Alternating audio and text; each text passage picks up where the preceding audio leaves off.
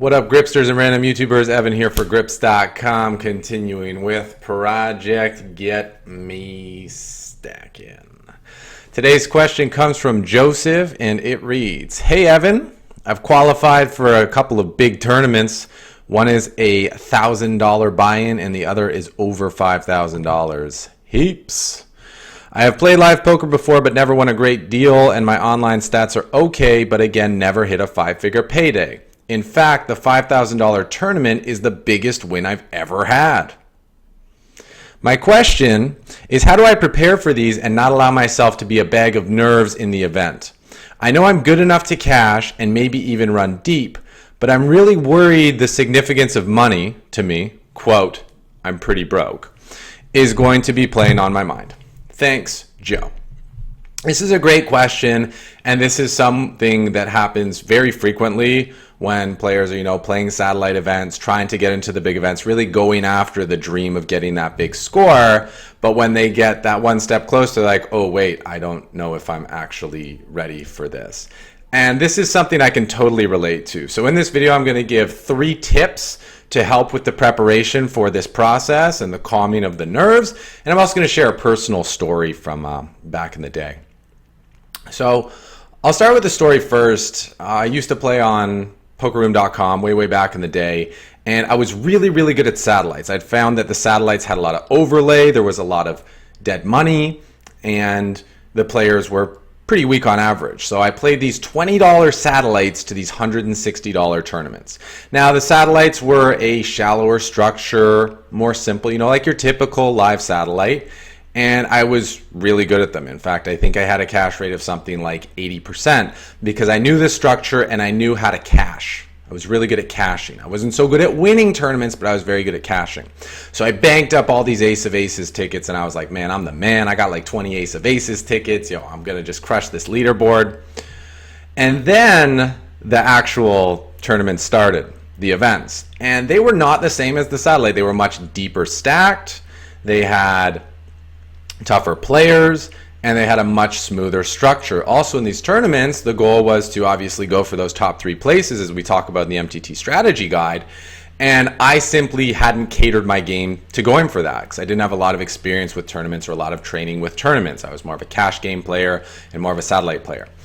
And despite the fact I had 20 tickets for these $160 events, I managed to get a take home of 0. Yeah, 0. I didn't cash a single one because I wasn't prepared for that format. I simply hadn't studied for it, and therefore I didn't know how to adjust. And this is something that's pretty important about tournament poker, is that if you're going to play satellites, it's important to actually know how to play main events and know how to play deep stack tournaments, know how to play with antes and the different stages of the game and the different dynamics and all those things. Because if you're playing satellites and you're winning tickets, but you're not actually cashing any events, then you're kind of actually not winning any money. And it can be a very expensive proposition. This is a problem that a lot of players who only play satellites run into, who don't play cash or who don't play regular tournaments or sit and goes and don't have that supplementary income, is they take their shot with the satellite and they're like, sweet, I made it, I'm in the tournament, but I actually don't really know how to play here. And they end up not cashing, then they wonder why they're ending up in a broke situation. So to get past that, the first thing you can do obviously is prepare.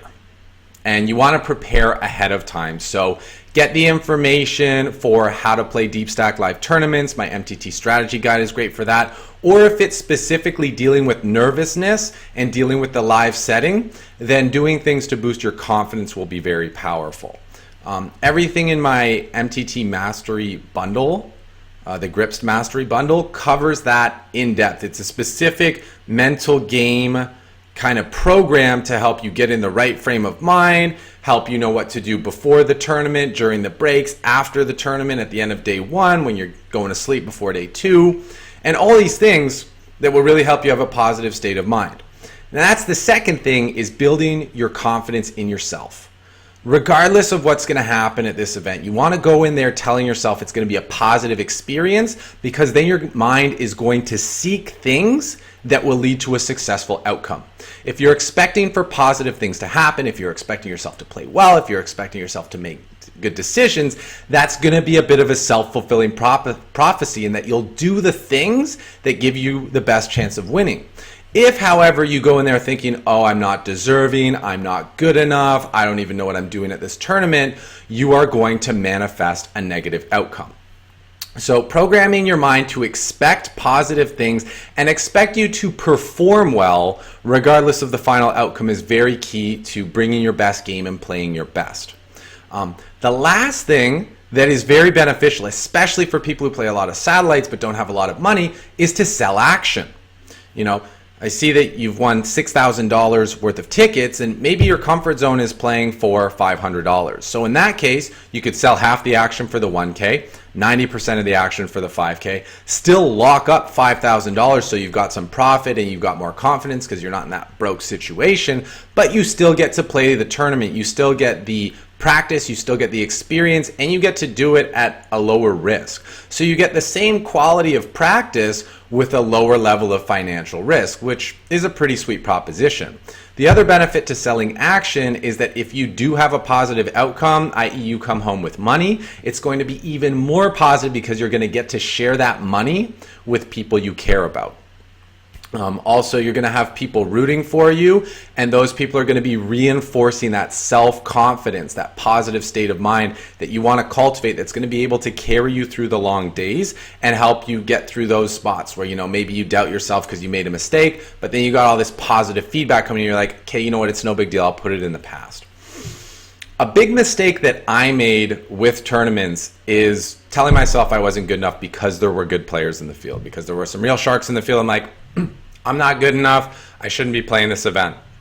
And so what I would do the nights before tournaments is cram. I would try to take in as much material as I could so I would, know the score and be up to speed. But I noticed every time I would do that, I would have a dream that I'm in high school and it's exam day and I'm not ready for the exam. I don't have enough knowledge. And I recognized that what I was doing by doing all this cramming right before the big day was telling my subconscious mind, I'm not ready for this. I can't do this. And then I would wake up having a bad night's sleep, feeling uncertain, feeling uncomfortable, and then I would manifest that poor result. When I switched things and just kind of trusted myself and said, I think everything's okay, different results happened. In fact, right before I had my biggest score at the Fallsview Poker Classic was the first time in a long time I actually just let myself relax. I had a strict routine of what I do pre-game, post-game, when to sleep, what to eat, all these things. It was really effective for getting things done, but it really had me tense and nervous and doubting things. And when I just let myself have one night out with my friends and just relaxed, and I'm like, you know what? I'm not too concerned with the outcome. I'm going to play my best. I'm going to do my best. But beyond that, I can't control it. I don't need a guarantee win. So let me just go in there, play my best, learn from the experience, and have fun. And that combined with a positive mental attitude that I believed in myself, plus the fact I'd been studying for months leading up to that point instead of hours or days right before, led me to be in a state where I could access the information that I'd learned. I was confident in myself, I believed in myself, I trusted my decisions, and I was able to more just stay relaxed, calm, and go with the flow. So I hope that story is helpful for showing the importance of preparing ahead of time while you have the availability of time, and then just kind of relaxing right before the big days so that you restore your energy, because learning takes energy and chilling out rebuilds the energy. And when you're about to play a 3 or a 5 day tournament, you want a lot of stores of reserves of energy. So, get a lot of rest, eat a lot of good food, talk to the people you care about, put yourself in a positive state of mind where you're full of love, full of energy, full of nourishment, full of knowledge, full of confidence, all those things. Another thing to be aware of is you're not the only one who feels this way. In these main events where they run lots of satellites, tons of people are coming in as satellite players, and they're going to be feeling a bag of nerves as well, except if they haven't watched this video and didn't do the preparation in time, they just assume, well, since I won the seat, I'm going to win the tournament or whatever, until they actually sit down. They're going to be feeling nervous too. And just because there are really good players in the field doesn't mean you have to play with them all the time, and if it's going to be all good players, it's probably going to be at the end of the tournament, in which case you've already made a good amount of money, you've already had a really positive experience, and confidence combined with luck can go a long way. So that's really the best approach to prepare for this sort of thing. And finally, sell action so that you're playing at a level that you're comfortable with. It's really hard to play your best poker when you don't have any money in the bank. It's really hard to play your best poker when you feel like you're playing with more money than you should. It's going to lead to you getting more nervous, more tight, more tense, and unable to just really relax and get in that flow state. So talk to your friends. Talk to your poker buddies, maybe even talk to some family members who might just want to take a small piece. Even if you can only sell a small percentage of the action, it's still better than selling nothing, because that way you have some money locked up. So you're like, okay, I'm still making forward progress even if I don't do well in this tournament. When you sell enough action, it's easy to play for the win. It's easy to play for the top three. But I find when you're playing over your head, it's really hard to do so. And you're going to be a lot more focused on cashing most likely, as opposed to just going for the win and taking chances. I know this has been my experience when I took too much of myself in the main event, for example, whereas in situations where I was comfortable selling action, I was able to play much more confidently. I was much more at ease, and I had a lot more fun. I was able to be more present and pay attention and all those good things. So I really hope those 3 tips help you to prepare for this tournament. And also know that the information is available for pretty much for free.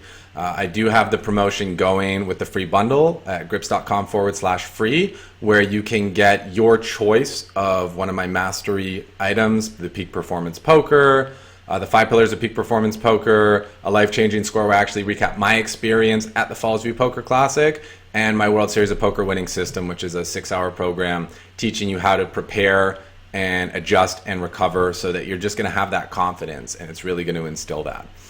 So grips.com/free, you can get your choice of that for free, plus the MTT video strategy guide, which will give you the information for the different stages of the tournament and different player types and different table dynamics, shorthandedness, heads up, all those good things. So by getting that information early on before the event, you can actually have the time to take it in and practice it.